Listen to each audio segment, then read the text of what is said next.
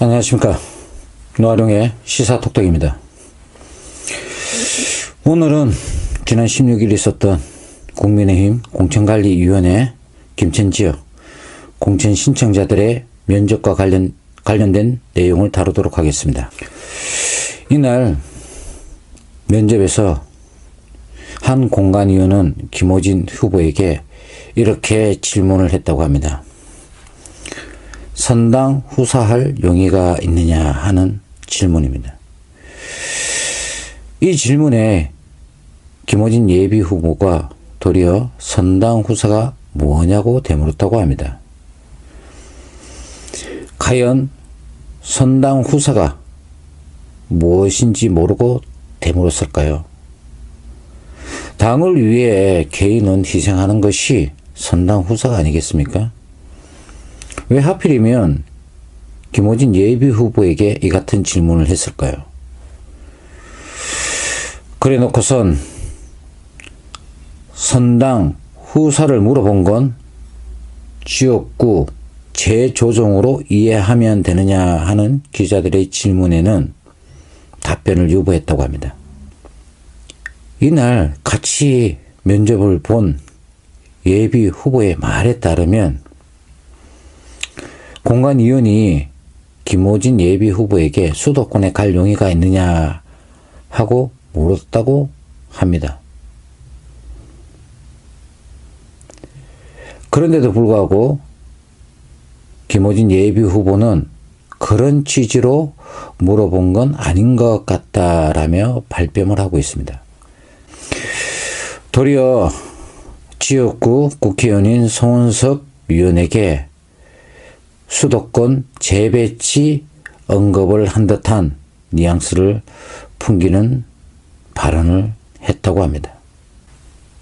하지만 당 사무총장의 말에 따르면 수도권 재배치와 관련해서 송은석 위원에게 어떠한 말을 한 적이 없다고 합니다.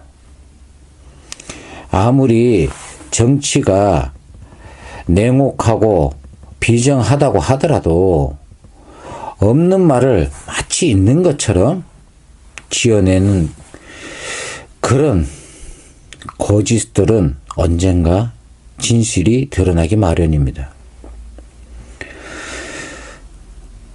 당장은 거짓말이 통할지도 모르겠습니다. 하지만 시간이 지나고 나면 다 드러나게 돼 있는 것이 인지상정입니다. 그리고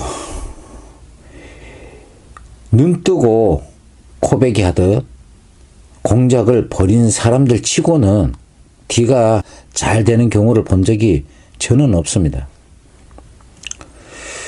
21대 총선에서 서울 강진구 을에 공천 신청하여 탈락한 전력이 있고 또 이번 22대 총선에서 대구 달서갑을 노리다가 그마저도 여의치 않으니까 불현듯 고향 김천으로 현수막을 내건 인물치고는 뭐 이 정도의 화살 돌리기 정도는 있어야 냉혹한 정치 현실에서 그 생존 게임을 이어나가지 않겠습니까?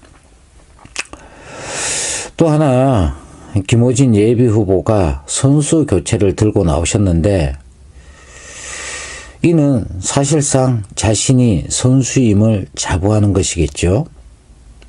선수도 선수 나름이겠지만 같은 선수끼리도 체급이 다르면 게임 자체가 승리되지 않습니다. 우리 속담에 굴러온 돌이 박힌 돌 빼낸다는 말이 있습니다. 하지만 이 말이 성사되려면 최소한 굴러온 돌과 박힌 돌 간에 엄청난 체급 차이 정도는 인정하고 있어야 합니다.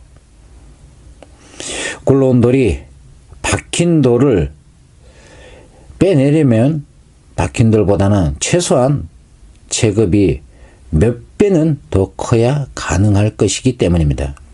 다시 말해 굴러온 돌이 박힌 돌보다 모든 면에서 월등해야 긴도를 빼낸다는 뜻입니다.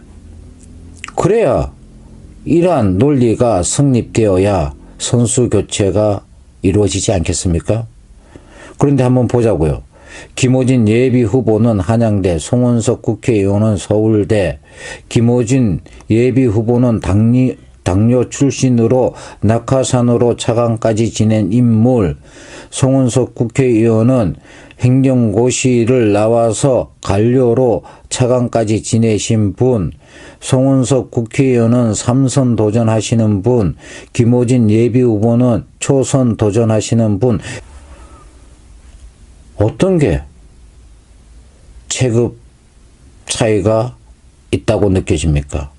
누가 더 체급이 더 높다라고 할 수 있겠습니까? 두고 보면 알 일이지만 결과는 불보듯 뻔할 겁니다. 지금이라도 번지수 제대로 찾아가는 게 좋지 않을까 합니다. 또 하나 새로운 뉴스가 있어서 알아보고자 합니다.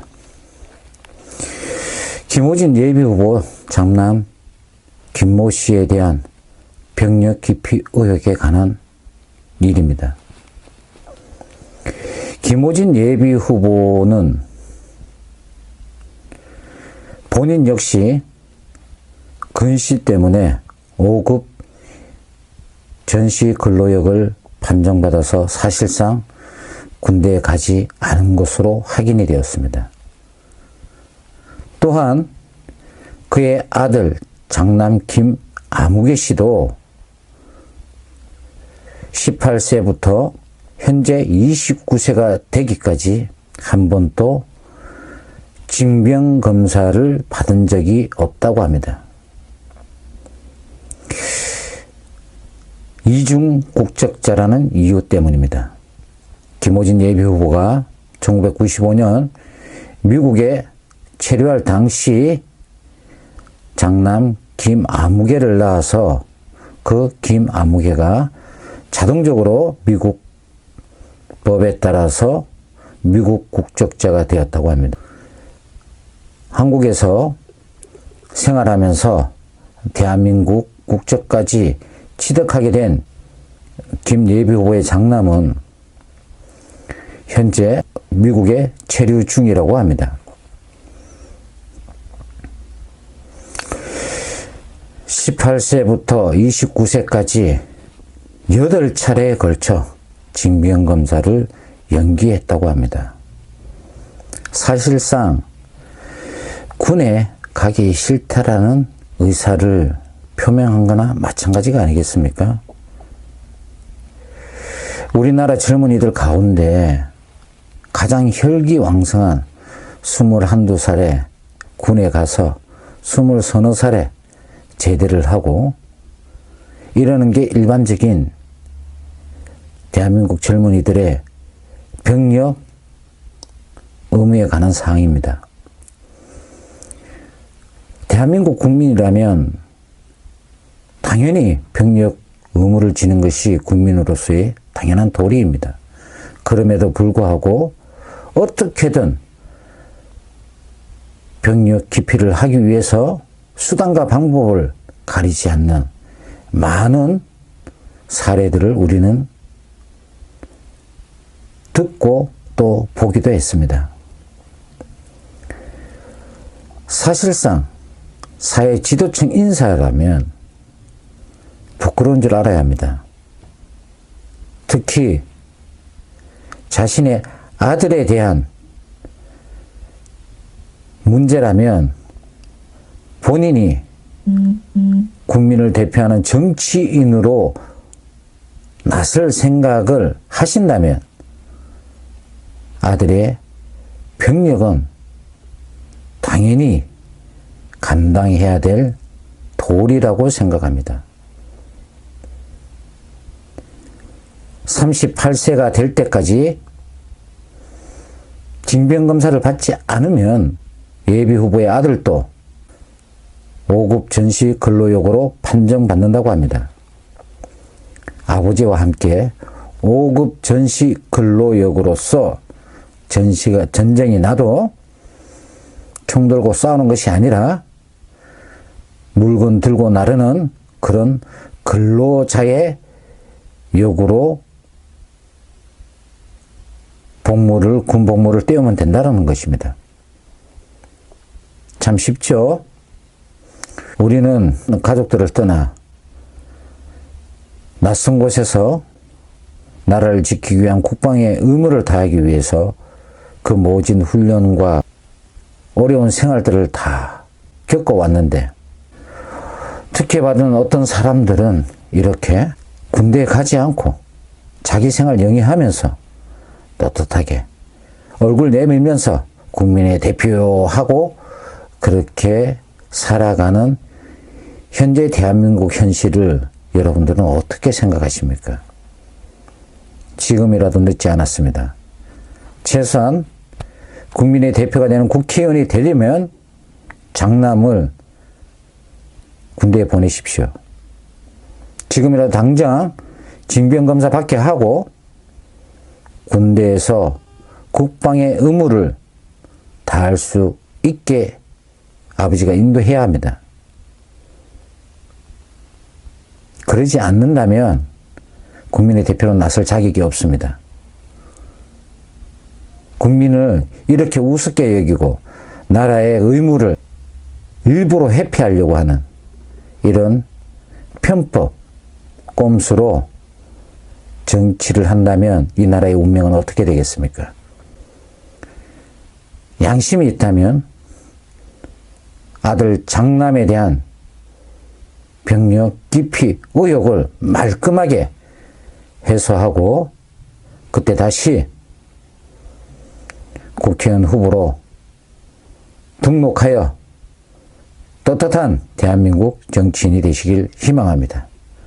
이상으로 와룡의 시사톡톡이었습니다.